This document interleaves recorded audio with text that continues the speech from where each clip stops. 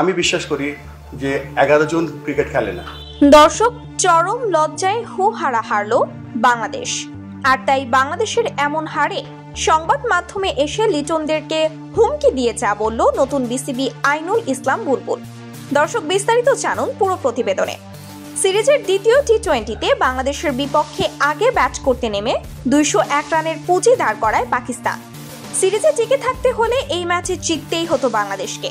তবে বাংলাদেশ পাকিস্তানের 202 রানের জবাবে শুরুটা হয় চমৎকার, কিন্তু এরপরেই আকাশ ভেঙে পড়ে টাইগারদের ওপর। ওপেনিংয়ে দারুণ শুরু করা তানজিদ তামিম সাজঘরে ফিরলে পারভেজ, লিটন, হৃদয় বাকি সবাই আশা চাওয়ার মিছিলে থাকেন, যার ফলে বাংলাদেশ এখানেই ম্যাচটি হেরে যায়। তবে শেষ দিকে মিরাজ, তানজিম সাকিব মোটামুটি ব্যাটিং করতে থাকেন, কিন্তু এর পাকিস্তানি বোলারদের দাপটে গুটিয়ে যায় বাংলাদেশ।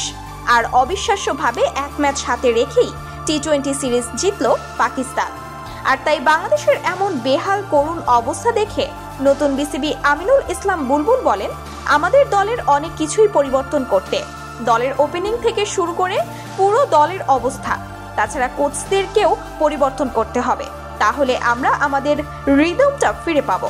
আর তা না হলে এইভাবে চললে বাংলাদেশ নাই হয়ে যাবে, দেখা যাবে। তো দর্শক, আপনাদের কি মতামত নতুন বিসিবি আমিনুল ইসলাম বুলবুলের এমন মন্তব্য শুনে? তা জানিয়ে দিন ভিডিওর কমেন্ট বক্সে। ধন্যবাদ।